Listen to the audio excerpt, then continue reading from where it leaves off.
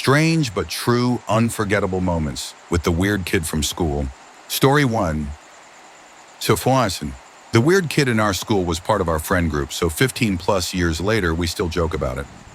During an assembly one afternoon, a few weeks before prom, he went up on stage while our entire year was filing into the auditorium and taking our seats. He was part of the AV club, so his responsibility was to make sure the microphones worked, so nobody questioned why he was up there tinkering with the mic. Anyway, 90% of our year had come in at this point when he started singing Jumper by Third Eye Blind over a karaoke version of the song he found online. He had changed the My Friend part of the chorus to the name of the girl he wanted to ask out to prom. He got about halfway through the song before one of the teachers realized it wasn't a joke and got up on stage to drag him off. Everyone was just sitting there. Half the kids didn't know the song, and the other half wondered why he chose it to ask someone out. It turns out the girl he was asking wasn't even in the auditorium yet, so she didn't hear his little number. He got detention for a week for being disruptive, but since then, we just call him Jumper as a joke, and it's stuck. I don't think anyone in our friend group has used his real name since then. Even at his wedding, you could tell who went to school with him because they'd ask where Jumper or Big J was. Story 2. There was this huge guy, tall and wide in our classes. To support his impressive body, he ate a lot. He'd bring an entire roll of cookies, like 20 plus, and stack them on one side of his desk. Then he would take one bite out of cookie number 1 and put it on the other side of his desk. Then he would take one bite out of the next cookie and place that one on top of cookie number 1. He'd go through the whole stack until all cookies were partially eaten and in a neat stack on the other side of his desk. Then he would do it again. Take one bite of the top cookie and place it on the original side of the desk. Bite the next cookie, etc. After maybe 15 minutes of biting and stacking, the whole lot was gone. Now we weren't even supposed to eat in class, but he always got away with it somehow. Story 3. There was a guy at our school when I was a freshman that everyone called Wolfman, who was weird in all the bad ways. He claimed to have superpowers, teleportation, DBZ like energy creation, and whatnot. All the girls said he would just stare at them if they had class with him. He hung around as freshmen and did his best to flirt with the girls. For example, he once told a girl that while astral projecting, he saw her face on Jupiter. Needless to say, girls stayed away from him. He graduated though, and his brother started at the school. Now, Wolfman wasn't a tall guy by any stretch of the imagination, maybe 5 feet at most, but his brother was a good foot shorter than him. He looked like he belonged in 3rd grade. He never got any taller. It didn't help that he always wore a child's Goosebumps jacket, which made people start calling him Goosebumps. He was even more convinced of his powers than his brother, but at least he was less creepy, which was all he had going for him. One memorable day I was in math class, and he started shaking violently. People ignored him, so he started flapping his arms around. Wondering if this was an actual seizure, the girl next to him put her hand on him and asked if he was okay. He growled back, "Take your hand off me. This power is too much to contain." She started yelling at him for faking a seizure, and he went back to his normal death stare, grumbling about his powers. Story 4. During my senior year of high school, someone took a massive, and I mean inhumanly huge dump in one of the girls' bathroom toilets that couldn't be flushed. News of this spread quickly, and soon the entire school gathered around the bathroom, trying to get a look at this infamous sight. Picture 50 plus high school students skipping classes just to squeeze into the small women's room to stare in awe. The crowd got so big that the administration banned anyone from that hallway for the rest of the day. Story 5. In 6th grade, the weird kid climbed up a tree and threatened to jump down. No teacher was nearby, and all the children around me included were like, "Sure, go ahead," or "What do you even want to achieve by that?" He was just 3, maybe 4 meters above the ground, so no one really expected a more serious injury. After the students lost interest in him and some hesitation on his side, he climbed back down. So no big deal, right, wrong? Fast forward 5 years. The same guy climbs on top of a 12-story building, and this time actually jumps. I always felt a bit guilty, as our reaction when he climbed up that tree might have encouraged him to do it properly this time. The guy actually survives by hitting the electricity cables from the tram, which softened his fall. But he was in a coma for nearly a year with multiple surgeries until he finally woke up, but will be impaired for the rest of his life. Story 6. I remember a school camp with some low-level spelunking. About 60 of us had to crawl single file on our hands and knees through a narrow cave section. There was a small spot halfway along where two people could sit side by side. The weird kid reached this section and decided he needed to poop. It was a mess, and since he was at the front, we all had to crawl through it. The combination of poor lighting and ventilation made it even worse. Story 7. I studied geology, so we went on a lot of field trips. One time we went to Spain, and I noticed this rather strange girl had a tally chart in the back of her notebook. This girl was odd. She wore all black clothes that were clearly not well washed. She had bright ginger hair and wore huge spiky plastic jewelry that was usually bright orange. I asked some of the other girls if they knew what the tally in her notebook was about, and they said that she was counting the times she had successfully taken a piss while standing up. I found this fascinating. I started casually following her on our field trip in Spain, and sure enough, she would find a spot she thought was discreet, take off her pants completely and take a mean piss standing up. One day we had a day off to relax, so everyone agreed to go to Madrid. During the ride, she asked the driver to stop the bus. After some arguing, we pulled over and she got off, dug a hole, and then proceeded to do her business in front of everyone. Afterward, we arrived in Madrid, and her bright orange trousers were soaking wet. When someone asked what happened, she casually replied, "The bus ride was too long. I pissed myself a few times." Two girls took pity and escorted her to a public restroom. The rest of us tried to enjoy the day in Madrid, but it was hard to forget what had just happened. Story 8. After one of my female friends rejected his advances, a guy jumped off his roof twice and broke both his arms. He also made a wooden weed pipe in shop class and tried to smoke out of it.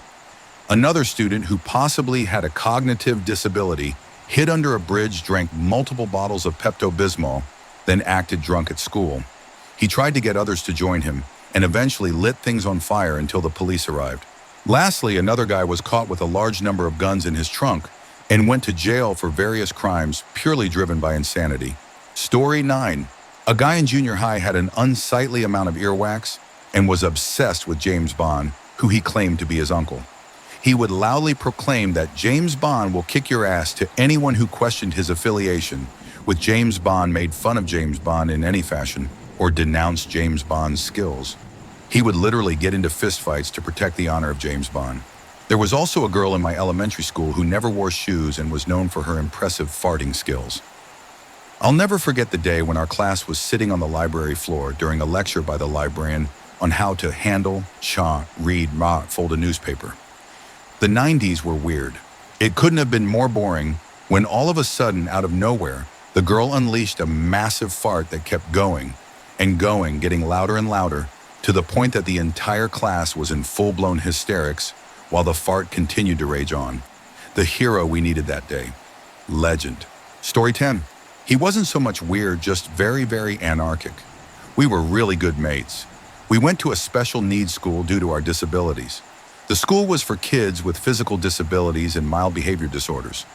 One lunchtime, we were all feeling bored. Well, Jamie was. All the classes sat together for lunch in a massive room specifically set out for meal times. We all had to wait for everyone else to finish before going out to play. Our table was mostly well-behaved and had really good table manners. Suddenly, Jamie announced he was so bored, and if he couldn't be excused to run around, he would do something naughty. The dinner ladies obviously didn't listen to this, as you just can't let kids dictate what they want to do, so he was firmly told to sit still and be good. A few minutes later, without warning, he picked up a leftover pea from his plate and, to the complete joy of us other kids, shoved it up his right nostril and snorted the pea out of his nose. The pea shot across the dinner room, hitting one of the teachers on duty in the face. As you can imagine, this sent our entire table into uncontrollable fits of hysteria, being between 8-10 years old. As you might have guessed, our bad behavior got us all in severe trouble, and Jamie's parents were phoned up and informed about his wayward behavior. As an afterthought, this was the same kid who favored eating blue paint over red because it apparently tasted better.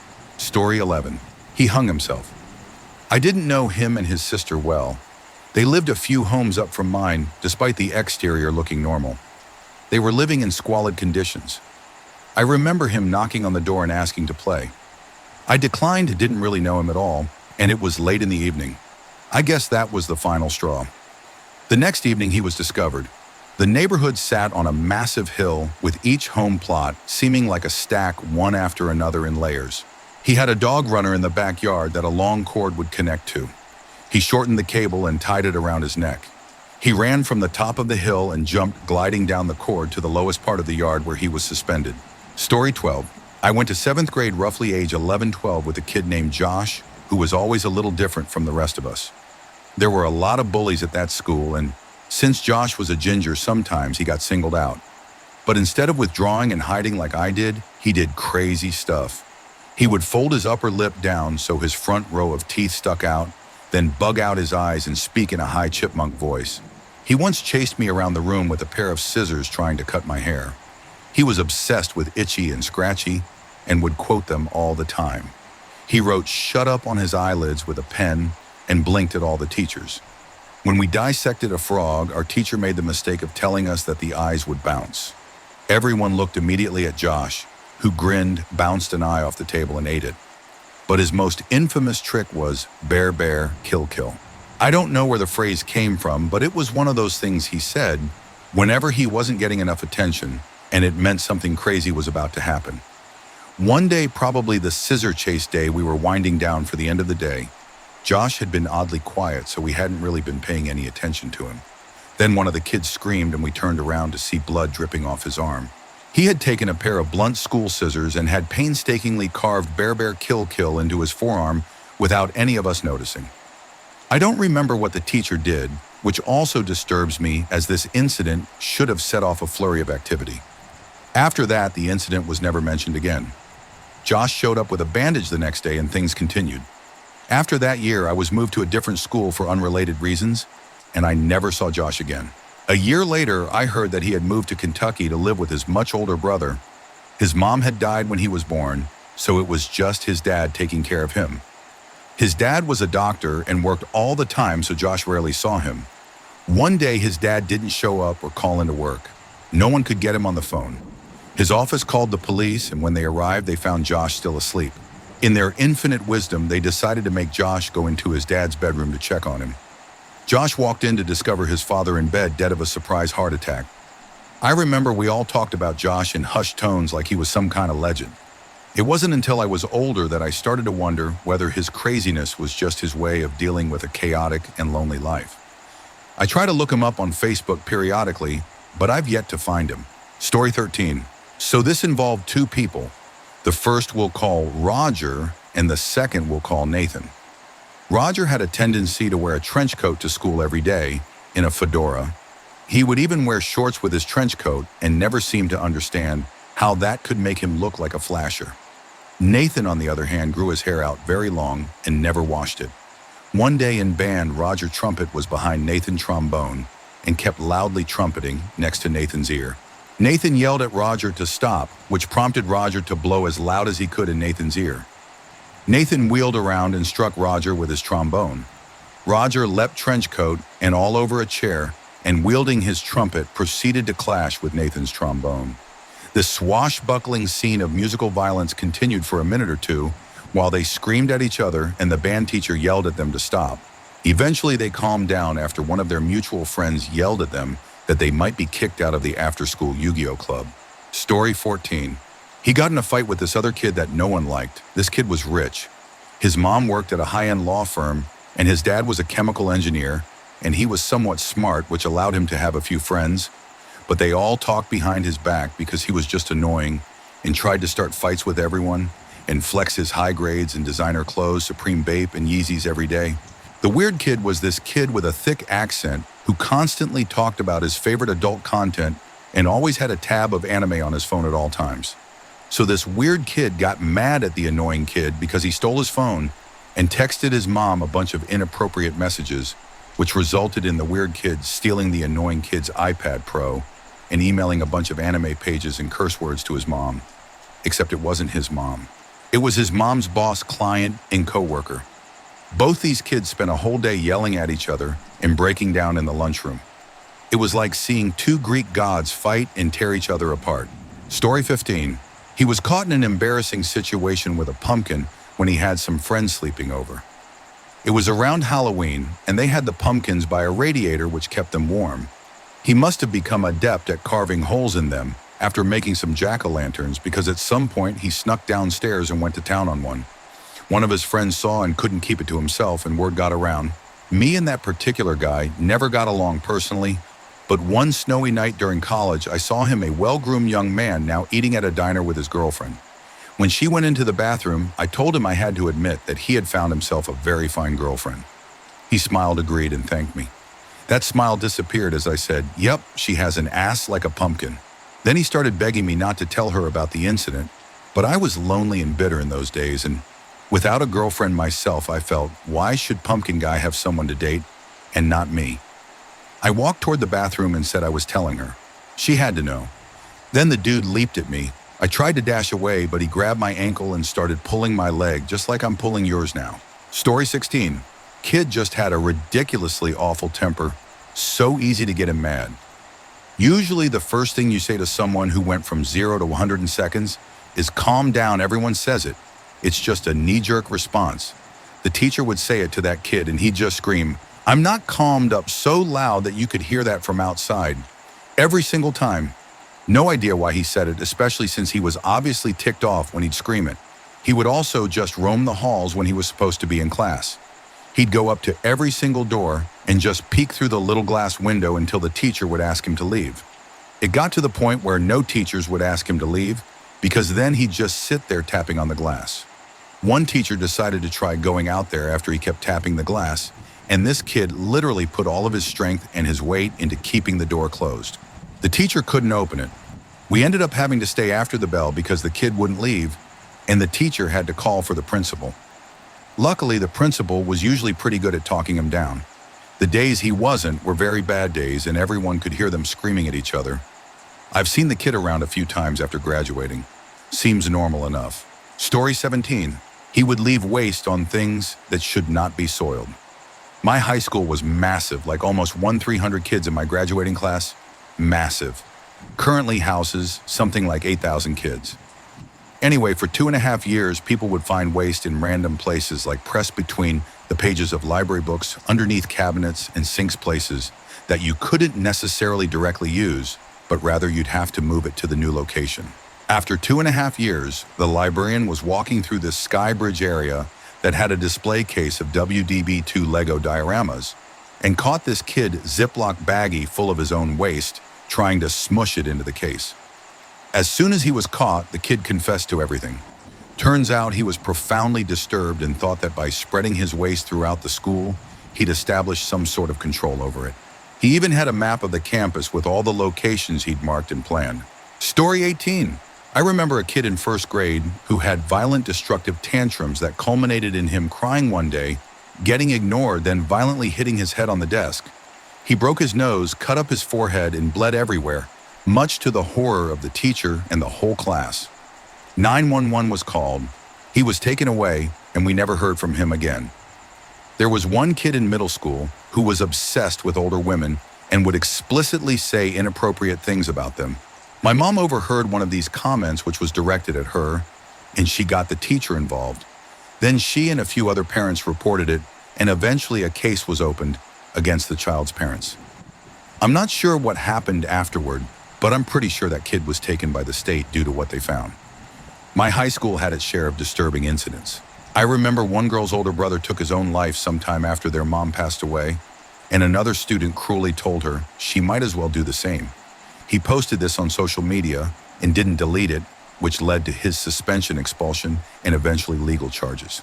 He was then sent to a school for kids with behavioral issues. I eventually saw him in college and nothing seemed to have changed. He said the new school was an easy way to get good grades, and he spent most of his time goofing around. From what I've heard, he's still on the radar of authorities for his behavior, and no one from our group really knows how serious he might be. There was another guy who seemed to have been mistreated at home. He was quiet, didn't bother anyone, and seemed afraid of people in our class. Some girls on our bus bullied him constantly, and one day he finally snapped. He pulled out a knife on one of the girls who was taunting him, got expelled almost immediately, and ended up in jail for attempted manslaughter. Other random memories from high school. We had a kid who became a kind of legend among the younger students by being so bizarre that they practically worshipped him. He even shaved his eyebrows for graduation. We also had a phase where everyone was doing the Harlem Shake. Someone defecated in the hallways, a student got caught inappropriately touching themselves during class, and another one somehow managed to get stuck in a railing. Story 19. There was this kid in my middle school, let's call him Ray. Ray was extremely antisocial, mean to everyone, and smelled terribly. He wore the same thing to school every day and was super into Pokemon TCG. It wasn't a good combo. Kids can be really mean, and he was an easy target. I wasn't the most popular kid either, and I'm ashamed to admit that I took some comfort in thinking, damn man, at least I'm not that kid. His thing was basketball during PE. No matter what we were supposed to do, he'd throw a fit-like tantrum on the floor, kicking and screaming, and wouldn't stop until the coach gave in and let him go shoot hoops. Even when we were all supposed to be playing basketball, he'd take a ball and go play on another hoop alone. One day we had a parents at school day, and his dad came. This was in the mid-90s, and his dad looked like he was straight out of the 70s. Dirty clothes, mutton chops, and a beer belly. He drove this beat-up Aerostar that probably wasn't road legal anymore. During the PE class that day, there was Ray again shooting hoops on his own. No friends, just him missing threes, and his dad standing there quietly with his arms crossed watching. I didn't see him after middle school. I think they moved. I think about Ray a lot. Looking back with older eyes, I get the feeling that his family might have been pretty poor, and that Ray may have had some undiagnosed or uncared for issues. I wish I would have been more friendly towards Ray, or at least tried to show him some semblance of humanity.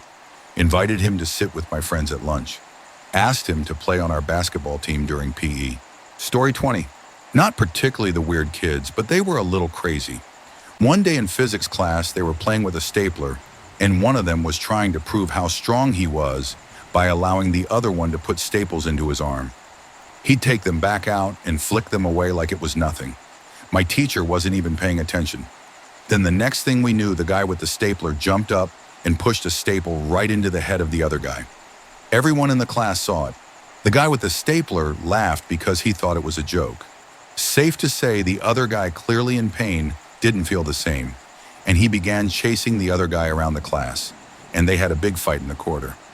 The teacher finally stepped in, and the guy with the staple in his head ended up just punching the lockers in frustration, which made his hands all bruised and bleeding. He was then taken to the hospital to get the staple removed, and we didn't hear much about it from then on. Story 21. She didn't do it at school. It was at a Girl Scout overnight, but all the girls that I went to Scouts with went to the same school, so I'll count it. We were spending the night just one night in some Scout camp. Can't remember exactly where, but picture a circle of cabins on stilts, so the sleeping space was 2 stories up, and there were 4 bunk beds enclosed inside a room that would be a screened-in porch if it were attached to a house. It was actually a pretty cool arrangement. I remember wishing that we were there for our whole spring break, and not just Saturday and Sunday. One of the girls got home sick, but all the other girls, and at least one of the Scout leaders, thought she was being overly dramatic to get attention. Because come on, it was just 2 half days and 1 night. We told her that she would be fine. She was surrounded by people that she could trust, and she would be back home by Sunday afternoon. One of the Scout leaders caught her cutting herself with one of the whittling knives that we had been using to make s'more sticks before dinner. She freaked out and caused a scene when she got caught by running around the campfire and threatening to cut anybody who got near her. She eventually agreed to hand over the knife once the head Scout leader got a hold of her mother on her Nokia. Her mother had to drive 2 hours to pick her up and take her home. This same girl was also notorious for telling anyone who would listen that she tried to hang herself on numerous occasions. Now, I don't know if this was because this all took place in the early 2000s, or because she was constantly lying about a lot of other inconsequential things badly, or because she was bragging about suicide attempts to a bunch of teens loudly in front of teachers who were constantly sending her to the counselor's office. But no one ever believed her or took her seriously among her peers. Before you judge us for not taking this as seriously as people might nowadays, please understand that you really had to have dealt with her on a daily basis to understand why we never fretted about her. She always took everything to the nth degree, always lied about little and big things, and if she didn't get her way, she would threaten and threaten to hurt herself until she got taken out of school. She would always be back to school within a couple of days. The cutting incident at the Scout camp was the most extreme it ever got. Frankly, I think it got that extreme because she realized that she would need to actually hurt herself to get what she wanted, instead of just threatening to for half an hour while her mom drove to the school. Story 22. I blinked constantly. My classmates were gleefully verbal about it, so I had no opportunities to form friendships. I don't think it would have mattered if they knew I was under high stress and was constantly expecting to be hit. It just wasn't okay to be different or to be friends with someone who was different. It was the first day of school after summer break. There was a new kid in class, and he had been nice to me outside. When we were seated, another kid said to him, "You gotta see this. Watch her. She can't stop blinking." I was so angry. They stared at me, and I stared back. It took every bit of my concentration, but I would stare for 15, 20 seconds. Blink, stare, blink. Someone said, "She's not doing it," and they sounded disappointed. It has been 40 plus years, but I remember how it felt. I was empowered. I went on like that all day. Stare, blink, and I somehow rewired my brain. I haven't had that issue since. I then became the class clown. Making my classmates laugh felt like approval. It led to more punishment at home, but I figured that was unavoidable anyway. The day before my 14th birthday, I ran away from home. I won't bother you with the trouble that followed, but throughout my teen years, I had a difficult time. However, leaving family and school likely saved my life. Home and school should be safe places, and they just weren't for me. I survived the streets. I'm not certain I would have survived junior high. Fast forward, and I enrolled in college. I only had grade 8, but my test scores were through the roof, and I was accepted as a mature student. Coupled with my life experience, I had no trouble building my career. I interact with people easily, and my relationships are stable. I don't have a lot of friendships, but the ones I have are very close. I work hard to nurture those personal and professional ties. I'm still often borderline inappropriate in team meetings, but laughter is good and my humor is generally well received by peers and leadership. I'm good at reading people. I know where the lines are. Of course, I have no idea who I would have become if I stayed at home or in school. Would I have become so antisocial that I could have harmed someone or committed other crimes? Emotional pain unaddressed can be dangerous for self and others. I hope that people can look inward. Who was the weird kid? When you look back, were you kind to them or were you a bully? What will you teach your children knowing that early relationships are so crucial to development? Story 23. Weird kid, we'll call him Jeremy because that was his name. He had long red hair and a really odd temperament. You could tell he wanted to engage people and socialize, but he insisted on telling people about his condition called blood vision, where if he got mad enough, he'd go into a rage-killing frenzy that he couldn't control. This was just post-Columbine, so more than once it drew attention from faculty and staff. He also claimed to be a werewolf hunter. Point of interest, too, was he had a sister that went to our school, and she wore robes and stuff, and claimed to be a vampire hunter. Anyway, one day Jeremy got in trouble, and his dad had to come pick him up from the office. I wasn't there to see it, but a good amount of people told me that their dads showed up in a robe and wizard hat. Maybe those kids weren't crazy after all. Story 24. I was the weird kid in middle school. Once, to get out of a stupid project, I lied and said my mom was pregnant.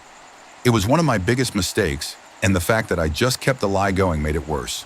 One girl even gifted me a teddy bear and baby clothes for my sister, and in return I said my mom had decided to name the baby after her. Even the teachers knew.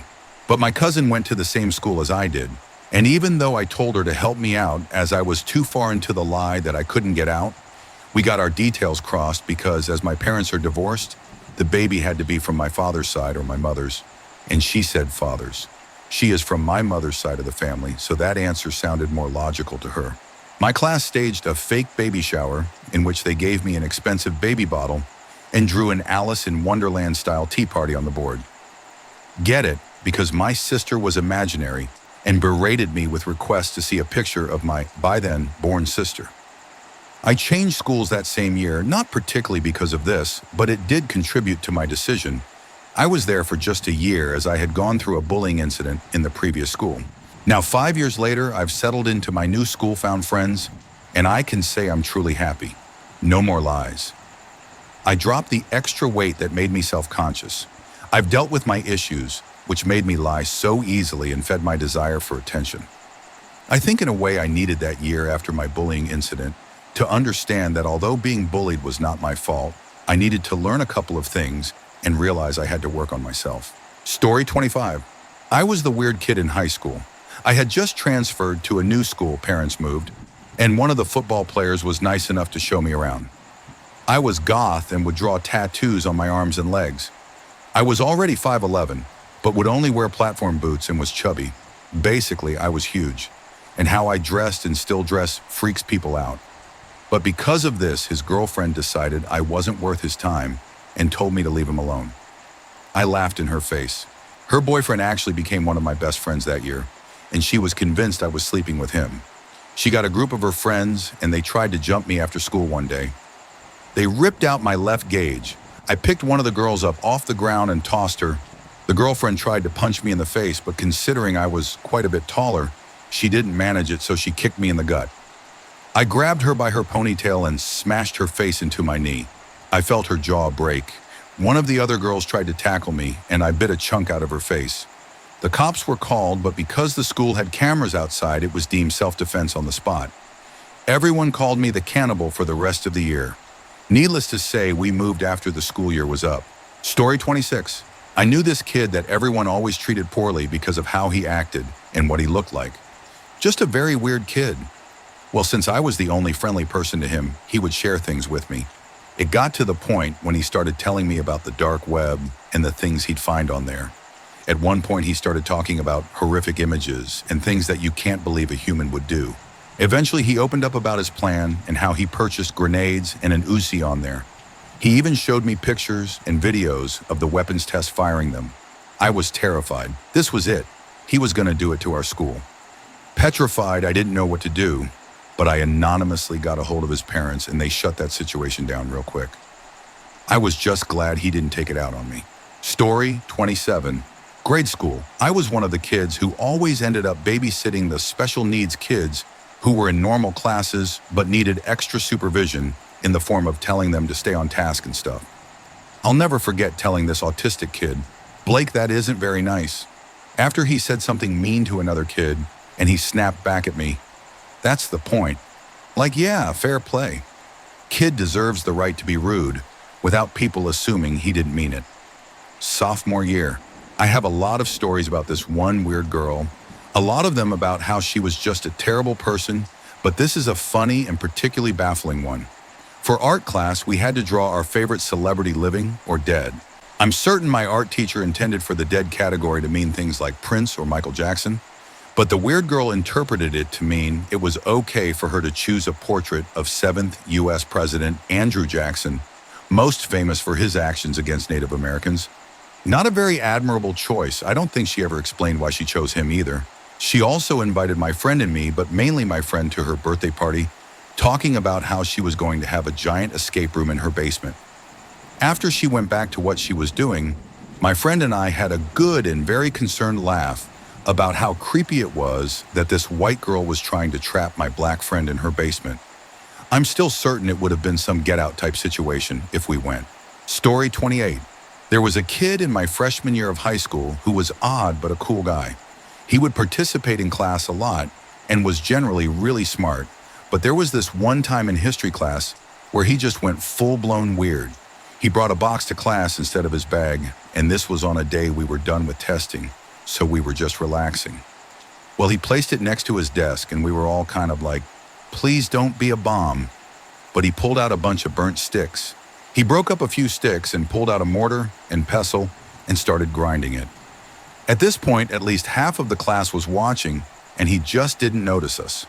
After he ground it all up, he added water and turned it into a paste and started finger painting with it. We were all watching, and a few people thought it was cool until he started licking his fingers. It made a huge mess. There was stuff everywhere, and he just acted like it was a normal day. The teacher came back, saw the mess, and just shook his head, giving the kid a note to be sent to the office. The kid put everything in the box, licked his fingers one more time, and walked out with black literally all around his lips. The oddest guy in school who ended up becoming homecoming king and prom king. Story 29. There was this one kid in the special education class that had to be monitored at all times. I don't remember why he was in the class and whatever he had probably contributed to his behavior, but I knew that he had to be monitored because he was constantly sexually harassing the girls at school. When he wasn't being monitored, he would just walk up to girls, put his arm around them, touch them, and make lewd comments towards them. It didn't matter how many times he was lectured or punished, he just never seemed to learn. He got away with touching the girls. I female was a TA teacher's assistant in the special ed class, and they had to have the male TA tutor him because whenever I helped him, he was always trying to touch me and would comment on my body. I myself, and what some people would say mildly autistic, I wasn't diagnosed until after high school, so I understand having trouble learning about personal space and having communication issues, but this kid took it to the most uncomfortable levels. One day the male TA was out sick, so I was the student's tutor for the day, meaning I was the one who had to monitor him and help him. Aside from his usual lewd comments, the class was fine until he asked to use the restroom. The actual teacher was busy helping a few other students, so I let him know and then left to escort him to the restroom. While we walked to the restroom, he was quiet but stayed very close to me and repeatedly tried to wrap his arm around me. When we got to the boys' restroom, I turned and told him that I was going to wait outside the restroom until he was done. He did a quick side-to-side glance and pulled me into the restroom. He slammed me against a wall and attempted to pull my shirt off. I kept trying to push him off me, but let me tell you all, this kid was big. He was a little on the heavier side, and he was super tall. Anyone who didn't know him would find him intimidating. I repeatedly told him to stop and that he was going to get into a lot of trouble, but he just ended up ripping my shirt and grabbing at my chest. What he failed to realize, though, is that someone else was in the bathroom. This other guy had just stepped out of the stall at the end of the bathroom, and when he saw me struggling, tore the student off me and pushed him to the ground. I ran out of the restroom, grabbed the nearest hall monitor, and told him to call security and the teacher from the special education class. The main reason I remember any of this, though, is because the school didn't do anything about it. Neither did the kids' parents. All they did was have me TA for another class. None of them recognized that after that event, this student could be a potential danger to other female students. Imagine what might have happened if that other guy wasn't in the restroom at the right time. I continued to have problems with the school related to this event for the rest of the year, as they were constantly trying to blame me for what happened and to keep me quiet about it. I dropped out as soon as the school year ended. I was told many times after that I shouldn't have been alone with him and that I shouldn't have been so nice to him. I was his tutor. What else was I supposed to do? Story 30. Last October, we were having a pep rally during my first year of high school. I was a freshman. Normally, the people who lead the rallies would organize a set of games that require a good number of students to interact and participate. In this case, the students played a game clearly inspired by beer pong. Now here's where things got crazy. Right before the leaders of the rally went to take the set down, a senior, for whatever reason, took off his shoes and sprinted down the bleachers toward the table. Note that the table still had the water-filled cups and practically dive-rolled onto the table, crashing into a few other students with water flying everywhere. The gymnasium erupted into cheering, while a few others, including me, witnessed the senior getting hauled off by the principal, who was clearly fuming. I later learned that not only was the senior suspended for the rest of the month, but he also had to pay back the teacher who bought the table, which apparently broke. Story 31. There was a weird kid who latched onto me because I was too nice, oops, and would follow me everywhere to the point where people thought we were dating. He would hiss and growl, run like a character from Naruto, and genuinely believed that Jurassic Park was based on a true story. He used to preach that, back in the 70s, scientists were supposedly making dinosaurs that got out of control, and the government had to cover it up by bombing the place, claiming it was just a bomb practice drill or something. Also, Disney's Bolt was like a divine gift to him. He watched the movie while getting ready for school, kept watching it on his phone during lunch, and at any other chance he could throughout the day. He even had a small Bolt plushie tied to his belt. He also wrote love poems about his new stepmom, among other odd things. We all graduated over a decade ago, and I still hear strange stories about him from people in our town who know him. Apparently, he got kicked out of his dad's place after high school because he was caught inappropriately snooping around his stepmom's belongings. Later, he was kicked out of his boyfriend's place because his boyfriend came home early and found him in a compromising situation with their pet. That kid had a lot of issues, and honestly, I didn't like being around him, but I was too nice. I didn't want to be mean or bully him like everyone else did. My kindness ended up earning me a creepy little shadow for 4 years. Story 32. I grew up in a fairly small town, so despite going to public school in Florida, no less yikes, most kids knew each other to some degree. Elementary school was okay enough. Not great, but largely unremarkable. Middle school was when I noticed things were really getting chaotic. As I said, most of us knew each other already, but something about the school environment was different. The combined change of dynamic going from having one or a few teachers per day to 7 different ones along with newly raging hormones created a really weird and desperate atmosphere. Such is the case in middle schools across the country, I imagine. Anyway, since the local population was fairly small, it wasn't unusual to see the same couple or several faces in various classes throughout the day. Some of the required classes would be full of nearly 40 kids. Then you'd get a random elective class at a weird time with maybe 15 kids total. It was strange, but I just felt like I needed to add that background before I actually tell the story. I'll never forget when I was in 7th grade. There was this kid named Moses. He was a weird kid in all respects, pudgy, yet thin and weak, super pale to the point of looking sickly. Always had this pointy, awkward grin on his face. Day in and day out, like a cartoon character, he wore the same basic outfit on rotation. A slightly oversized, plain, dark-colored t-shirt, usually dark blue-gray or green. A pair of cargo-like shorts just above the knee, always black, and made of a weird, crinkly material that reminded me of swim trunks. A very unnecessary jacket made of similar material. Mid-calf length tube socks with clunky, outdated running shoes. And a huge turtle shell-like backpack that by all appearances must have weighed at least 50 pounds. This kid mostly kept to himself, but would talk to people who talked to him always with that weird smile. But everyone knew this kid, and the reason why this kid always had a noticeable odor. It was to the point that it was undeniable that he might have had an issue that caused him to smell badly.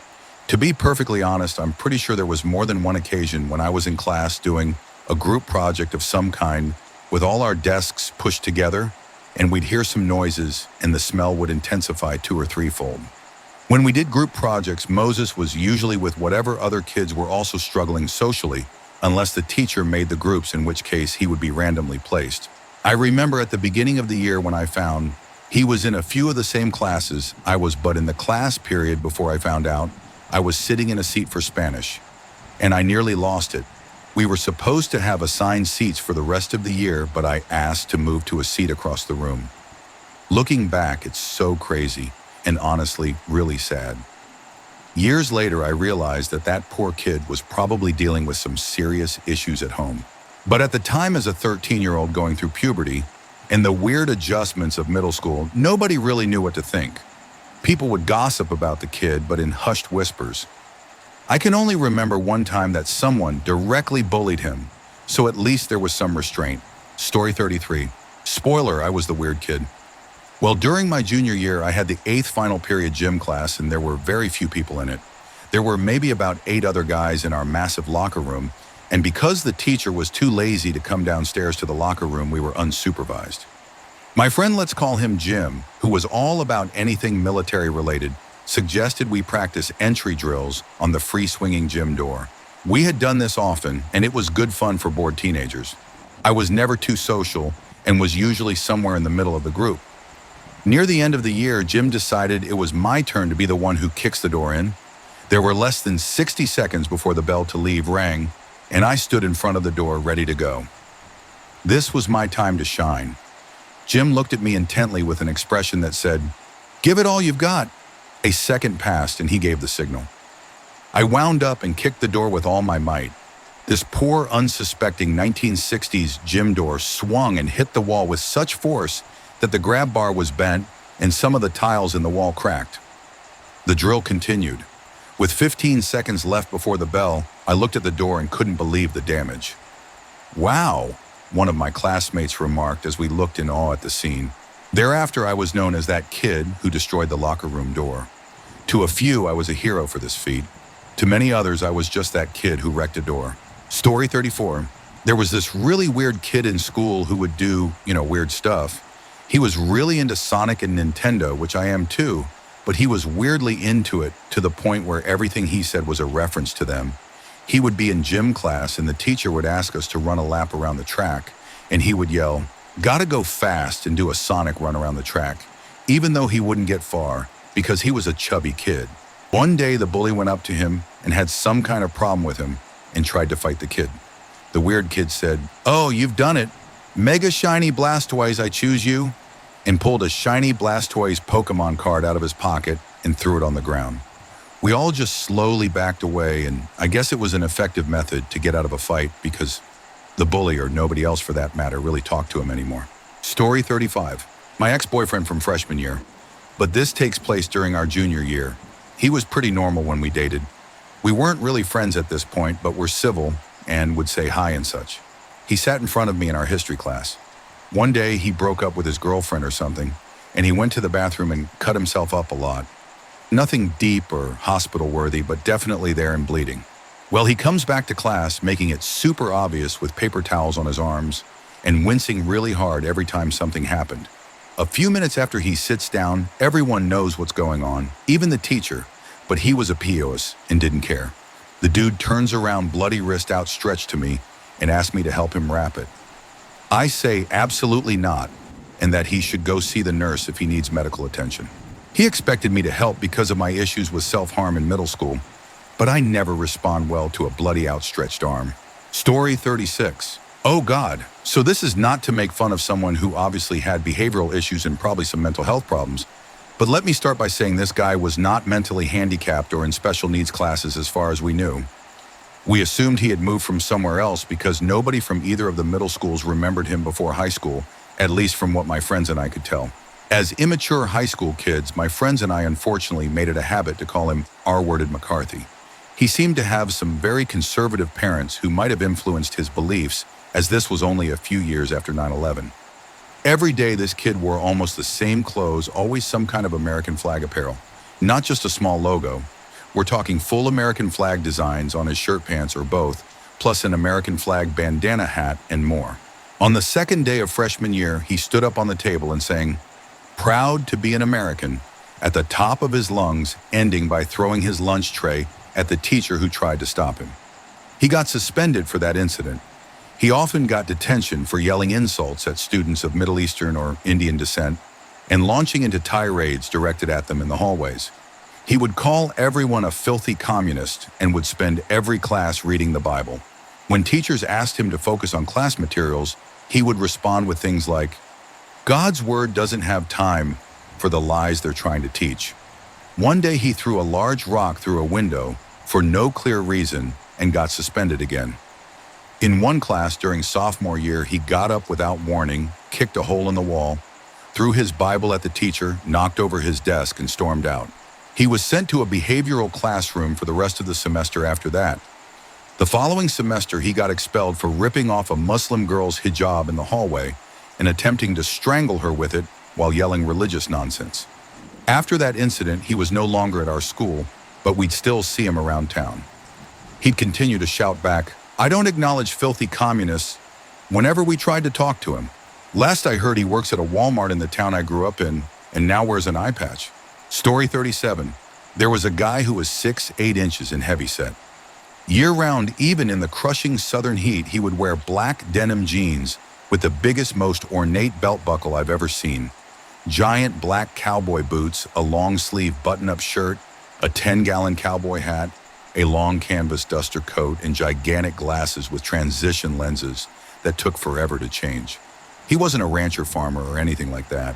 He would sweat so much that teachers would almost beg him to take off his duster, but he never would. He had a best friend who dressed like a normal teenager and was always by his side. One Friday, as the story goes, 6'8" inches, was driving his friend to a playoff football game out of town. They made a stop where 6'8" inches took his friend into a field by a country road and tragically took his life in a cold-blooded manner. No motive was ever found, and he never explained why he did it. Last I heard, he's still in prison. Story 38. There was this weird girl who was the ringleader of a whole group of them. I was pretty weird in high school too, so I'm not trying to sound judgmental, but she was on a whole different level.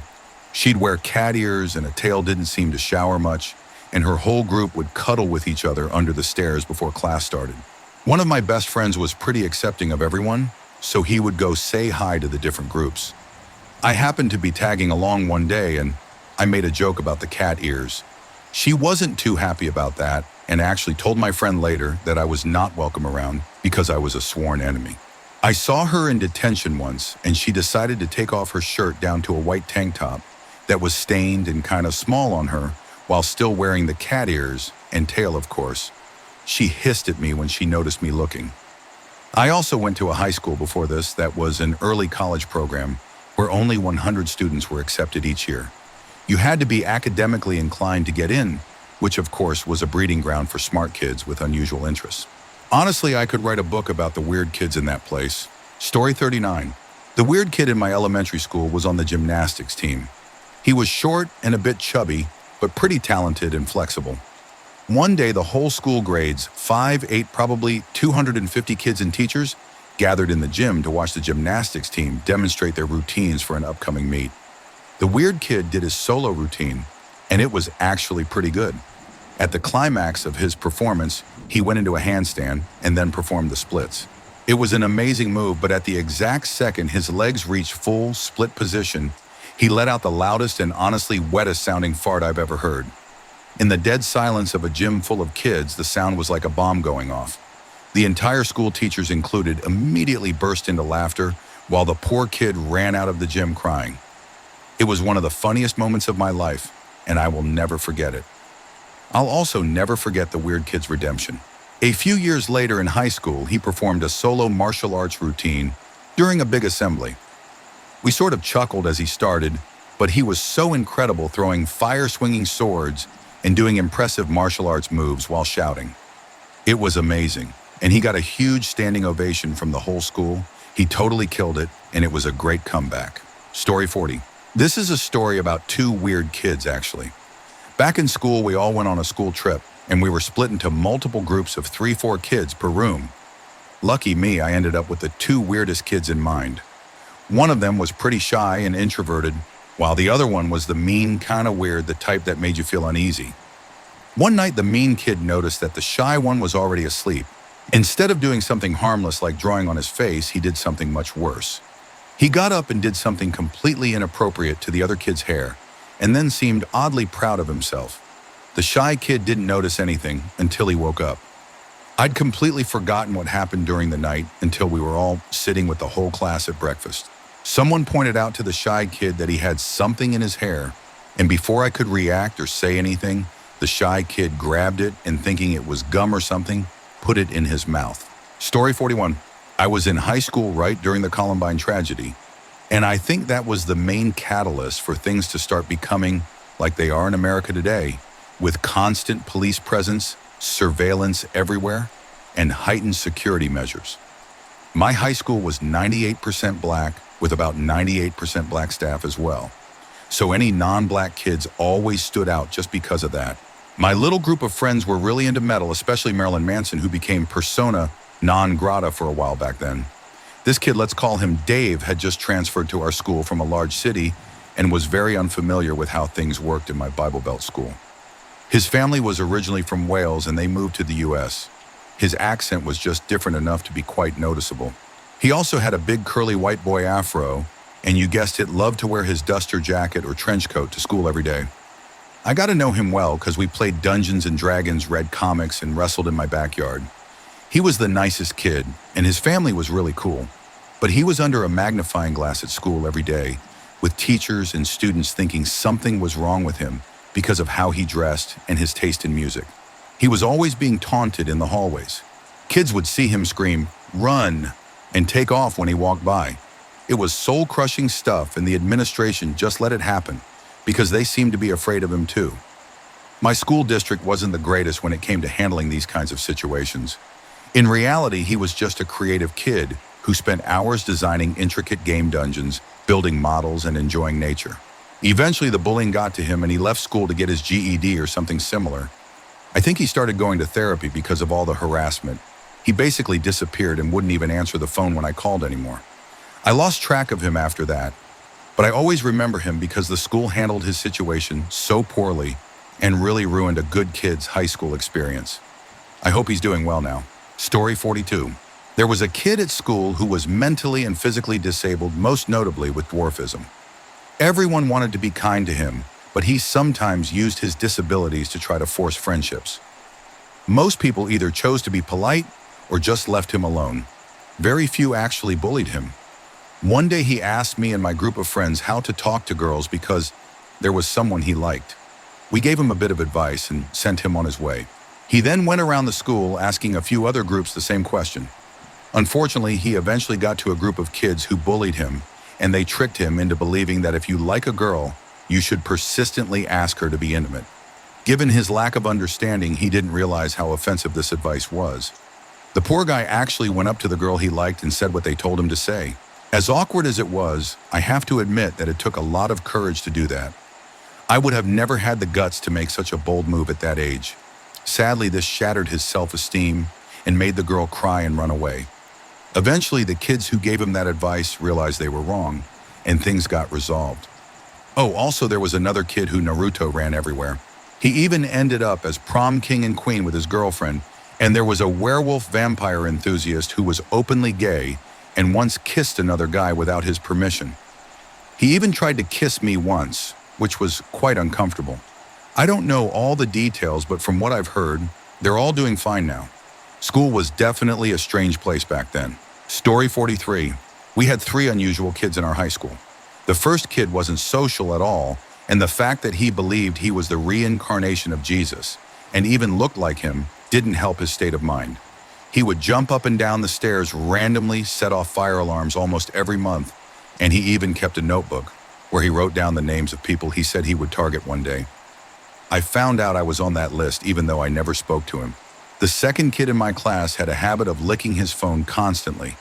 He would cover it with a coat of saliva every time he used it, which was more disgusting than anything else. Lastly, there was a couple at our school that was very open about their relationship. They didn't seem to have any boundaries when it came to public displays of affection. I once sat near them on the bus, and they were openly behaving inappropriately right in front of me. On another occasion, when the bus was almost empty, they didn't hold back at all, which was shocking to witness. Story 44. There was this guy in high school who constantly talked about inappropriate topics. He would openly discuss who he thought about during private moments, our classmates, how often he did it a lot. I don't even know how he had the time. And he would even wear basketball shorts to school, drawing attention to himself in uncomfortable ways. Later, he'd talk about which girls in class he thought had noticed.